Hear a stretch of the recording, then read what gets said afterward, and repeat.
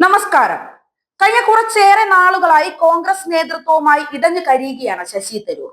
കോൺഗ്രസിന് തന്റെ സേവനം ആവശ്യമില്ലെങ്കിൽ തന്റെ മുന്നിൽ മറ്റു വഴികൾ ഉണ്ട് എന്ന പ്രതികരണവുമായി നിലപാട് കടുപ്പിക്കുകയാണ് ശശി തരൂർ ഇപ്പോൾ. ഇന്ത്യൻ എക്സ്പ്രസിന് നൽകിയ അഭിമുഖത്തിലാണ് തിരുവനന്തപുരം എം പി തനിക്ക് സ്വതന്ത്രമായ അഭിപ്രായമുണ്ടെന്നും അത് പറയുമെന്നും വീണ്ടും ആവർത്തിച്ചിരിക്കുന്നത്. കോൺഗ്രസ് അടിത്തറ ശക്തമാക്കണം. കേരളത്തിൽ കോൺഗ്രസിന് നേതാവില്ല എന്ന പ്രതിസന്ധിയാണ് നിലവിലുള്ളത്. ദേശീയ തലത്തിൽ പോലും ഇങ്ങനെ പോയാൽ കോൺഗ്രസ് വലിയ തിരിച്ചടികൾ നേരിടേണ്ടി വരുമെന്നും ശശി തരൂർ പറയുന്നു. പാർട്ടിക്ക് പുറത്ത് വോട്ട് സമാഹരിക്കാൻ കഴിയുന്ന നേതാവിന്റെ കുറവാണ് ശശി തരൂർ ചൂണ്ടിക്കാട്ടുന്നത്. കോൺഗ്രസിനുള്ള മുന്നറിയിപ്പായി ഇത് മാറുകയാണ്.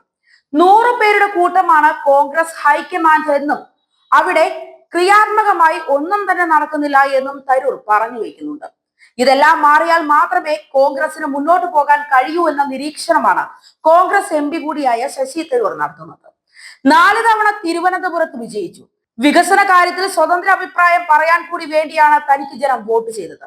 തനിക്ക് തിരുവനന്തപുരത്ത് പാർട്ടിക്കപ്പുറത്തേക്ക് വോട്ട് നേടാനായി. ഇത്തരത്തിൽ വോട്ട് സമാഹരിക്കാൻ കഴിയുന്ന നേതാവ് കേരളത്തിൽ കോൺഗ്രസിന് ഉണ്ടായാൽ മാത്രമേ നിയമസഭാ തെരഞ്ഞെടുപ്പിൽ ജയിക്കാൻ കഴിയൂ എന്നാണ് തരൂര് പറയുന്നത്. വോട്ട് ബേസ് കൂട്ടാനായില്ല എങ്കിൽ അടുത്ത നിയമസഭാ തെരഞ്ഞെടുപ്പിലും കോൺഗ്രസിന് പ്രതിപക്ഷത്ത് തന്നെ ഇരിക്കേണ്ടി വരും. ദേശീയ തലത്തിലും വോട്ട് ബേസ് ഉയർത്തിയാൽ മാത്രമേ കോൺഗ്രസിന് രക്ഷയുള്ളൂ. ദേശീയ തലത്തിൽ 19% വോട്ടാണ് കോൺഗ്രസിന് ഇപ്പോൾ ഉള്ളത്. പാർട്ടി എന്ന നിലയിൽ അത് മതി. പക്ഷേ അധികാരത്തിലെത്താൻ ഇനിയും 26 മുതൽ 27% വോട്ടുകൾ കിട്ടേണ്ടതുണ്ട്. കഴിഞ്ഞ 2 തവണ കോൺഗ്രസിന് വോട്ട് ചെയ്യാത്തവരെ പാർട്ടിയുമായി അടുപ്പിച്ചാൽ മാത്രമേ ഭരണത്തിലെത്തുക സാധ്യമാകൂ. തിരുവനന്തപുരത്ത് എല്ലാവരും തനിക്ക് വോട്ട് ചെയ്യുന്നു. ഇതേ രീതിയിൽ എല്ലാവരും കോൺഗ്രസിന് വോട്ട് ചെയ്താൽ മാത്രമേ 2026 കേരളം പിടിക്കാൻ കോൺഗ്രസിന് കഴിയൂ. കേരളത്തിലെ കോൺഗ്രസിന് ഒരു നേതാവിന്റെ കുറവുണ്ട് എന്ന് ഘടകകക്ഷികൾക്കും പാർട്ടി പ്രവർത്തകർക്കുമെല്ലാം അഭിപ്രായമുണ്ട്. പല അഭിപ്രായ സർവേകളും തനിക്ക് നേതൃത്വം നൽകണമെന്ന് പറയുന്നു. കോൺഗ്രസിന് ആവശ്യമുണ്ടെങ്കിൽ താനുണ്ട്, അല്ലെങ്കിൽ തനിക്ക് തന്റേതായ കാര്യങ്ങൾ ചെയ്യാനുണ്ട്. തനിക്ക് മറ്റു വഴികളില്ല എന്ന് ചിന്തിക്കരുത്. പുസ്തകങ്ങളും പ്രസംഗങ്ങളും മറ്റ് പരിപാടികളുമെല്ലാം ലോകത്തിന് മുന്നിൽ സംവദിക്കാൻ തിക്കുണ്ട് എന്നും അദ്ദേഹം പറയുന്നു. സോണിയാഗാന്ധിയും മൻമോഹൻ സിംഗും രമേശ് ചെന്നിത്തലയും ആവശ്യപ്പെട്ടിട്ടാണ് കോൺഗ്രസിൽ ചേർന്നത്. ആരെയും ഭയക്കാതെ സ്വന്തം അഭിപ്രായം പറയുന്നത് തുടരും.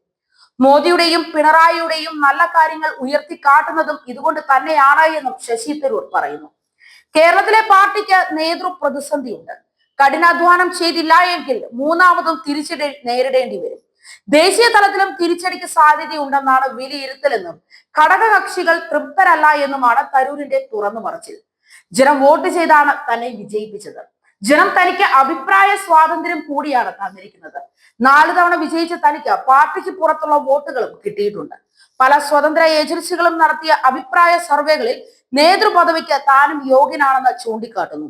തന്റെ കഴിവുകൾ പാർട്ടി വിനിയോഗിക്കണം. സോണിയാഗാന്ധിയും മൻമോഹൻ സിംഗും രമേശ് ചെന്നിത്തലയും ആവശ്യപ്പെട്ടത് കൊണ്ട് മാത്രമാണ് താൻ പാർട്ടിയിൽ എത്തിയത് എന്നും തരൂർ തന്റെ അഭിമുഖത്തിൽ ചൂണ്ടിക്കാട്ടുന്നു. നേതൃത്വവുമായി ഇടഞ്ഞു നിൽക്കുന്ന ശശി തരൂരുമായി തുടർ ചർച്ചകളില്ല എന്ന സൂചന തന്നെയാണ് കോൺഗ്രസ് നേതൃത്വം നൽകിയിരിക്കുന്നത്. LDF സർക്കാരിന്റെ വികസന നയത്തെ പുകഴ്ത്തിയതും മോദി പ്രശംസയും കോൺഗ്രസിൽ ഉണ്ടാക്കിയ പൊട്ടിത്തെറിയുടെ സാഹചര്യത്തിൽ ഡൽഹിയിൽ കഴിഞ്ഞ ദിവസം ശശി തരൂരും രാഹുൽ ഗാന്ധിയും കൂടിക്കാഴ്ച നടത്തിയിരുന്നു. എന്നാൽ ഈ കൂടിക്കാഴ്ച ഫലപ്രദമായില്ല എന്ന സൂചനകളാണ് ഇപ്പോൾ ലഭിക്കുന്നത്. ഇതോടെ കോൺഗ്രസിൽ നിന്നും ശശി തരൂർ പുറത്തേക്ക് പോകാൻ തുടങ്ങുകയാണ് എന്ന തരത്തിലുള്ള റിപ്പോർട്ടുകളാണ് ഇപ്പോൾ പുറത്തു വരുന്നത്.